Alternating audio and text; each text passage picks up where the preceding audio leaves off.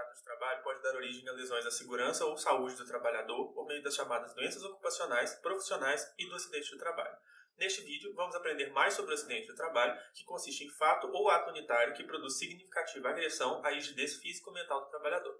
No Brasil, a primeira menção legal ao acidente de trabalho encontra-se no Código Comercial de 1850, mas é em 1919 que surge a primeira lei acidentária do país, o Decreto Legislativo nº 3.724. Ele considerava acidente do trabalho o produzido por uma causa súbita, violenta, externa e involuntária no exercício do trabalho. A partir de 1934, o conceito foi ampliado por decretos que abrangeram, por exemplo, as doenças profissionais atípicas, as concausas e o acidente em itinere. O marco histórico do direito acidentário no Brasil é o caso do Orozimbo Antônio, um trabalhador negro, pobre e analfabeto que foi vítima de um acidente de trem em 1925, quando trabalhava como guarda-freios para a empresa Leopoldina Railway. Nesse acidente, ele perdeu o braço direito. Quando se recuperou, Orozimbo continuou trabalhando para a ferrovia como guarda-chave e vigia de depósitos de lenha. Completou 14 anos na empresa, até que foi acusado de ter roubado lenha e demitido, sem receber nenhuma indenização ou verba rescisória. Sem um braço, ele não conseguiu outro emprego, ficando em situação de miséria. A situação de Orozimbo sensibilizou a comunidade, e em 1935, com o auxílio de 3 advogados, ele entrou com uma ação contra a empresa no Conselho Nacional de Trabalho, o CNT, órgão que na época era responsável pelo julgamento das demandas trabalhistas e previdenciárias. Na reclamação, Orozimbo pedia que fosse aposentado e que a empresa lhe pagasse a indenização cabível, ou que fosse reintegrada à ferrovia. A empresa respondeu à reclamação de Orozimbo, afirmando que ele foi dispensado por furtar lenha dos depósitos, que não contava 10 anos de serviço e que era notoriamente alcoólatra. Argumentou ainda que ele já tinha recebido da empresa os valores referentes às meias diárias e às despesas com o tratamento, e que ele não se aposentou depois do acidente por opção sua, preferindo continuar trabalhando em outra função compatível com seu estado físico. Após essa resposta da ferrovia, o CNT solicitou ao empregado que enviasse provas de que teria mais de 10 anos de serviço. Isso porque em 1935 já existia a garantia de estabilidade decenal para os ferroviários. No entanto, Orozimbo tinha trabalhado sem carteira assinada por muito tempo e não conseguiu documentos que comprovassem o período em que trabalhou na empresa. Por isso, não conseguiu a indenização quando a ação foi julgada em 1937. Apesar de não ter conseguido a reintegração, Orozimbo teve seu direito à aposentadoria reconhecido pelo CNT. No entanto, quando indagada pelo CNT, a instituição responsável, a Caixa de Aposentadorias e Pensões dos Ferroviários da Leopoldina Railway, respondeu de forma reticente e nada colaborativa aos ofícios enviados pelo órgão. Depois disso, o CNT não conseguiu contatar Orozimbo, até que a Caixa de Aposentadoria e Pensões noticiou o falecimento do reclamante. A ação foi arquivada e Orozimbo faleceu sem ter visto a justiça que lhe era devida, deixando uma filha de 4 anos. Da época em que Orozimbo perdeu o braço até os dias atuais, o Brasil já teve 7 legislações sobre o tema, impondo cada uma delas um conceito diferente para a compreensão do acidente do trabalho estrito sensu. Atualmente, a definição utilizada para o acidente do trabalho típico é dada pela Lei 8.213, que enumera, através de um conceito genérico, algumas de suas espécies.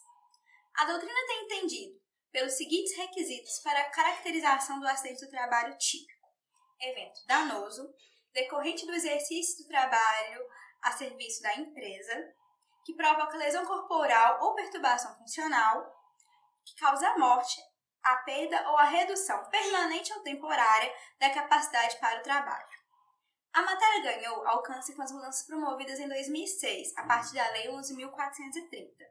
A garantia do acidentário foram estendidas por equiparação às doenças ocupacionais, os acidentes de trabalho atípico.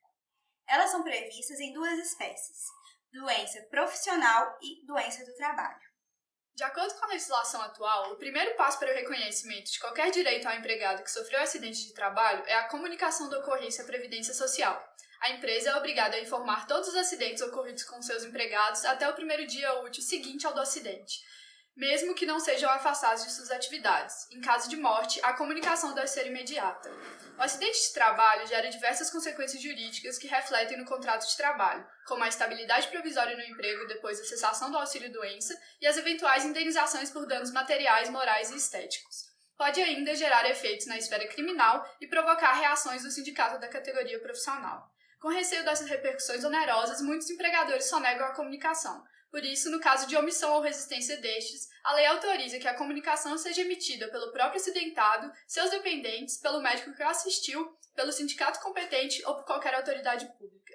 A emissão da comunicação não significa a confissão automática do empregador quanto à ocorrência do acidente de trabalho, uma vez que sua caracterização oficial só é feita pela Previdência depois de comprovado o liame de causalidade entre o acidente e o trabalho exercido.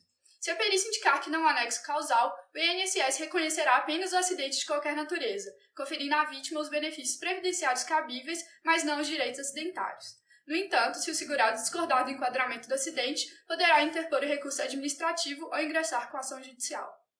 Para evitar negligências ou omissões com o trabalhador acidentado, como no caso Orozimbo, a Lei 8.213, de 91, disciplina o auxílio-doença e a aposentadoria por invalidez. A concessão desses benefícios exige a presença de alguns requisitos, como a qualidade de segurado, o cumprimento do período de carência e a comprovação da incapacidade. Nesse sentido, o auxílio-doença consiste em benefício decorrente da incapacidade laboral, total ou parcial, temporária, enquanto a aposentadoria por invalidez deriva-se da incapacidade laboral total e permanente, cuja possibilidade de retorno ou mesmo reabilitação afigura-se ausente, devendo essa ser atestada pelo laudo médico. No entanto, há exceção quando a causa ou a natureza da doença é derivada de acidente de trabalho, não havendo que se falar em cumprimento do período de carência, mas tão apenas ostentar a qualidade de segurado e obter o atestado médico. Além disso, existe a possibilidade de indenização, mas não é qualquer acidente que seja responsabilidade do empregador. São necessários os requisitos: prática do ato ilícito, a presença do dolo ou da culpa, o prejuízo causado e o nexo causal entre o ato praticado e o resultado danoso. Essa indenização pode ser por dano material, moral ou estético.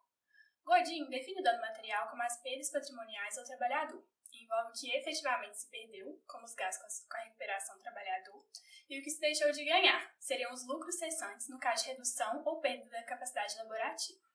Já o dano moral diz respeito à dor física ou psicológica, e o dano estético cabe no caso de a lesão comprometer a harmonia física da vítima. Dependerá de prova pericial médica para sua constatação e ferição, e o ônus caberá ao reclamante. A ordem jurídica acolhe a possibilidade de acumulação de indenizações por dano material, moral e estético, ainda que a lesão acidentária tenha sido a mesma. O cenário do acidente do trabalho é bastante aflitivo devido às consequências traumáticas que pode acarretar, como a invalidez permanente ou até a morte, gerando repercussões danosas ao trabalhador, à sua família, à empresa e à sociedade. Em 1970, o Brasil foi o campeão mundial de acidentes de trabalho. Dos 13 milhões de trabalhadores com registro formal, quase 2 milhões sofreram acidente de trabalho, acarretando 4 mil mortes. A partir de então, houveram diversas alterações legislativas e punições mais severas foram adotadas a fim de melhorar a segurança e a qualidade de vida nos locais de trabalho. Os custos dos acidentes do trabalho no Brasil são muito elevados para os empregadores e para toda a sociedade. Segundo o site do Observatório Digital de Saúde e Segurança do Trabalho, mantido pelo Ministério Público do Trabalho em cooperação com a OIT, os gastos totais da Previdência com benefícios acidentários entre 2012 e 2017 ficaram em torno de 28 bilhões de reais.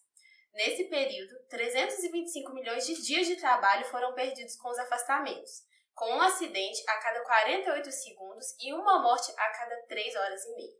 Essas estatísticas lamentáveis reforçam quanto ainda temos que avançar em matéria de segurança no trabalho e assistência às vítimas, para evitar que outros Orozimbos padeçam sem justiça.